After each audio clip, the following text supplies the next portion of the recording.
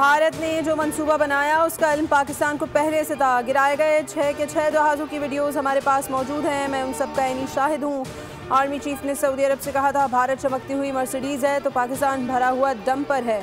वज़ीर दाखिला मोहसिन नकवी का भारतीय प्रोपेगेंडे का मुंह तोड़ जवाब। बोले, हमारी जिन जिन बेसिस पर कीमती असासे थे वहाँ कोई भारतीय मिसाइल नहीं गिरा।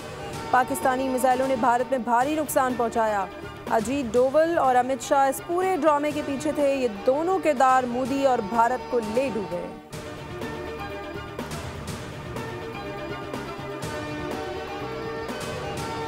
सियासतदान, NGOs और दीगर अपने ज़ाती मफादात के लिए हमेशा पाकिस्तान की अफवाज को कमज़ोर करने की घिनौनी कोशिश करते रहे हैं, लेकिन एक बार फिर हमेशा की तरह फील्ड मार्शल की सरबराही में अफवाज पाकिस्तान ने मुल्क को बड़ी दहशतगर्दी से बचा लिया है, जिसकी तफसीलात बहुत जल्द सामने लाई जाएंगी।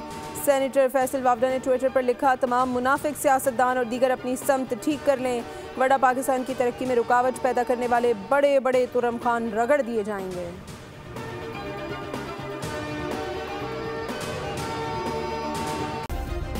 सब्सक्राइब करें और बेल दबाएं ताकि कोई खबर रह न जाए।